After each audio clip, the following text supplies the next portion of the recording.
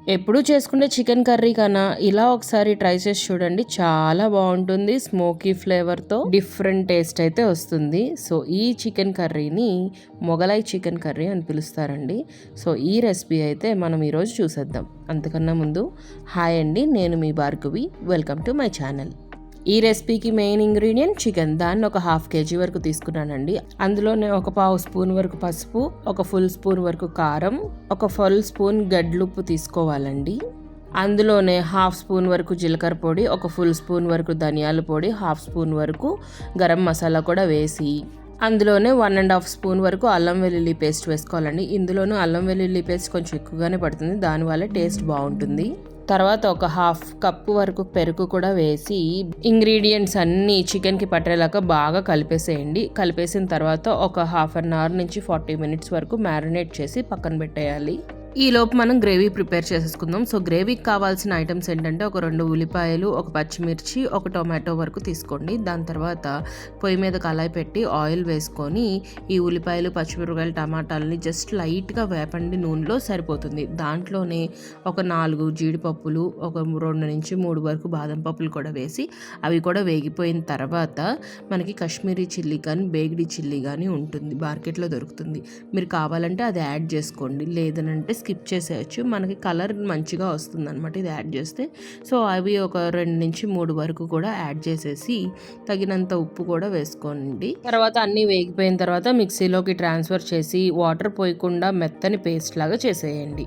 తర్వాత అదే కళాయిలో నెయ్యి కానీ బటర్ కానీ యాడ్ చేసుకొని కరిగిపోయిన తర్వాత మనం ముందుగానే చేసి పెట్టుకున్నాం చూసారా పేస్ట్, ఆ పేస్ట్ని దీంట్లో వేసేసి బాగా ఫ్రై చేసేయండి. బటర్ కానీ నూనె కానీ తేలిపోయేంత వరకు.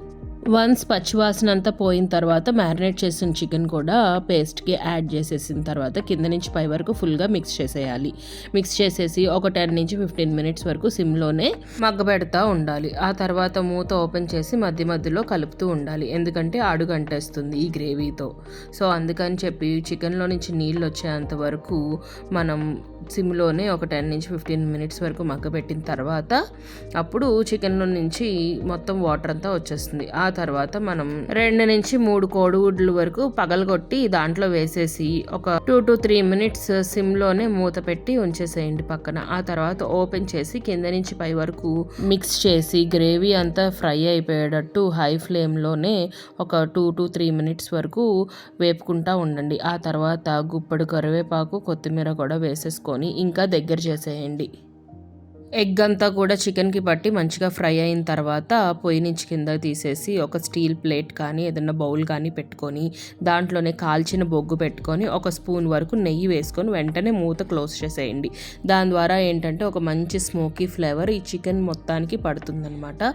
టేస్ట్ అయితే చాలా బాగుంటుంది. సో ఇలా మూత పెట్టి ఒక 2 నుంచి 3 నిమిషాల వరకు క్లోజ్లోనే ఉంచండి. ఆ తర్వాత ఓపెన్ చేసి చూస్తే చికెన్ మొత్తం కూడా స్మోకీ ఫ్లేవర్తో చాలా టేస్టీగా ఉంటుంది. సో మీరు కూడా తప్పకుండా ట్రై చేయండి. అంతేకాకుండా చికెన్ లవర్స్కి ఖచ్చితంగా ఈ వీడియోని షేర్ చేయటం మర్చిపోవద్దు.